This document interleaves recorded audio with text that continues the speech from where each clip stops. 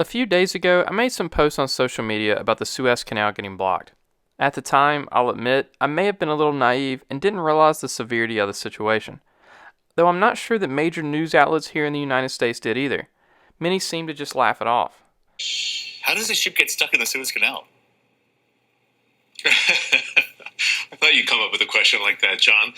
Well, after a few days, it appears that tugboats are unable to get the cargo ship out, and instead, it'll have to be dug out. This could take weeks, and this is causing major disruptions in international trade. Many people, especially here in the United States, don't realize just how important this canal is for quick and easy trade. This isn't just a regional asset. 13% of the world's trade flows through this canal. This particular ship, the Ever Given, was coming from Shenzhen, China, and heading all the way to Rotterdam, Netherlands. As I started seeing headlines that this situation was worse than I originally thought, I started looking further into it, asking questions such as, has this happened before? It turns out that it has. In 2016, two separate incidents occurred where ships ended up blocking the canal. In one case, the shutdown lasted 2 days. That incident was brief partly because the stuck ship was half the size of the one today. A much more dramatic event occurred from 1967 to 1975 when 15 ships from 8 different countries were trapped in the Suez Canal after the 6-day war between Israel and Egypt. However, this was deliberately done by Egypt to prevent its use by Israel. This event probably deserves a whole video in itself. One of my 8th grade students asked, why don't they widen it? From what I've read, cargo ships used to be a lot smaller, so the canal didn't need to be as wide, and dredging is an expensive process. Maybe someone can help me better answer this question in the comments below. But the most interesting piece of information I came across was when looking for possible alternatives. I came across an article by Business Insider on a 1960s proposed plan to build an alternative Suez Canal, and this plan would have used a very innovative technique: nuclear bombs. This was brought to light by Alex Wellerstien, a professor of history of science at the Stevens Institute of Technology. He tweeted a copy of the plan, which he called a modest proposal for fixing the Suez Canal situation. The memo, published in 1963 and declassified in 1996, outlines a proposal to use 520 nuclear bombs to carve out an alternative to the Suez Canal through Israel. This memorandum was from the U.S. Department of Energy-backed Lawrence Livermore National Laboratory. This memo called for the use of nuclear explosives for excavating a sea-level canal across the Negev Desert in Israel, connecting the Mediterranean with the Gulf of Aqaba. The first lines of the intro say, another interesting application of nuclear excavation. Personally, the vibe I get from that sentence is a bunch of scientists that really want to test out a new toy. The memo added that such a canal would be a strategically valuable alternative to the present Suez Canal and would probably contribute greatly to the economic development of the surrounding area. The memo goes on to use its relative low cost as a reason for using nuclear explosions.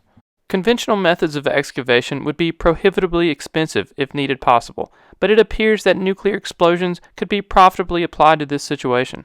The memorandum estimated that 4 2-megaton devices would be needed for every mile, which Wellerstein calculated as meaning 520 nukes, or 1.04 gigatons of explosives. The memo comes with a map with the possible route for the new canal, which stretched across the Negev Desert in Israel, connecting the Mediterranean to the Gulf of Aqaba, opening access to the Red Sea and the Indian Ocean. The laboratory noted that there were 130 miles of virtually unpopulated desert wasteland and are thus amenable to nuclear excavation methods. The memo concludes with that using bombs to create a sea-level canal across Israel appears to be within the range of technological feasibility. The memo did bring up one extremely important problem that was not assessed as part of this survey. Another problem which has not been considered is the political feasibility, as it is likely that the Arab countries surrounding Israel would object strongly to the construction of such a canal. I would imagine so. This memo came as the U.S. Atomic Energy Commission was investigating using peaceful nuclear explosions to dig out useful infrastructure. These plans included building an artificial harbor in Alaska and creating an alternative Panama Canal using the exact same methods.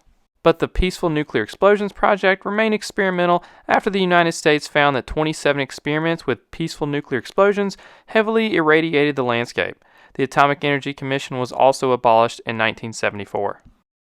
Meanwhile, the Lawrence Livermore National Laboratory, the group that did the investigating for the memo, actually still exists.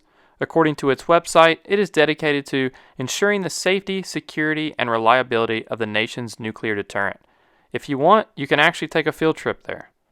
The 1963 memorandum had also come less than a decade after the Suez Crisis, a conflict for control of the strategic waterway, which was a defining event in the Cold War. So it would have made sense why an alternative through Allied territory was wanted. Now back to today. Nuclear explosives are probably not the answer to fixing this problem, but maybe it is time to explore options for creating an alternative or at least widening the canal in some areas. Due to the blockage, oil and shipping prices are now expected to rise. And while it's cool to think about how connected we are as a planet, it also shows just how scary globalization can be. This is just one ship, thousands of miles from where many of us live, yet price rises could still affect us. Or maybe like the professor says, we should just nuke the boat. If you'd like to read the full memo for yourself, I've linked it in the description below.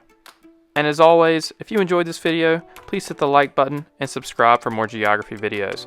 Thank you for watching.